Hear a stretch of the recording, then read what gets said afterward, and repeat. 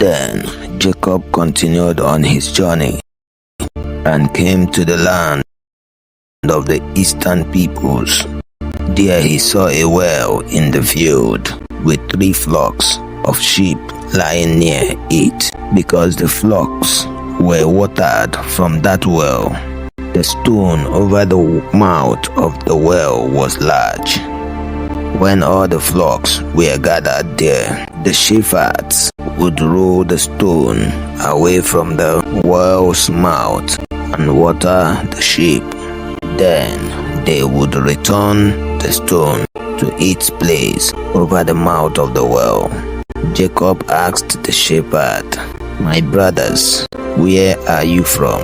"We are from Haran," they replied. He said to them, "Do you know Laban, Nahor's grandson?" "Yes, we know him," they answered. Then Jacob asked them, "Is he well?" "Yes, he is," they said. "And here comes his daughter Rachel with the sheep." "Look," he said, "the sun is still high. It is not time for the flocks to be gathered. Water the sheep and take them back to pasture." "We can't," they replied, "until all the flocks are gathered and the stone has been rolled away from the mouth of the well. Then we will water the sheep." While he was still talking with them, Rachel came with her father's sheep, for she was a shepherdess. When Jacob saw Rachel, daughter of Laban, his mother's brother, and Laban's sheep, he went over and rolled the stone away from the mouth of the well and watered his uncle's sheep. Then Jacob kissed Rachel and began to weep aloud.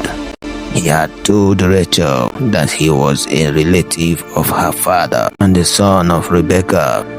So she ran and told her father. As soon as Laban heard the news about Jacob, his sister's son, he hurried to meet him. He embraced him and kissed him and brought him to his home.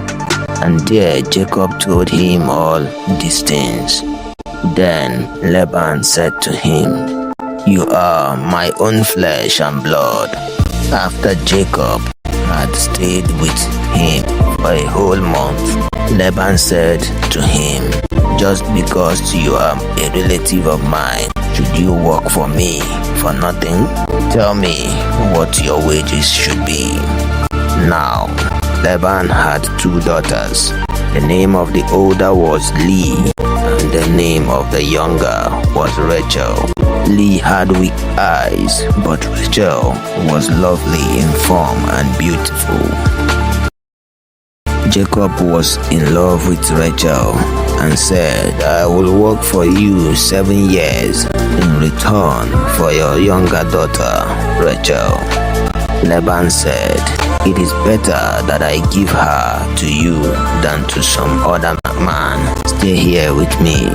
So Jacob served 7 years to get Rachel, but they seemed like only a few days to him because of his love for her. Then Jacob said to Laban, "Give me my wife. My time is completed, and I want to lie with her." So Laban brought together all the people of the place and gave a feast. But when evening came, he took his daughter Leah and gave her to Jacob, and Jacob lay with her. And Laban gave his servant girl Zilpah to his daughter as her maid servant. When morning came, there was Leah. So Jacob said to Laban, "What is this you have done to me? I served you for Rachel, didn't I? Why have you deceived me?"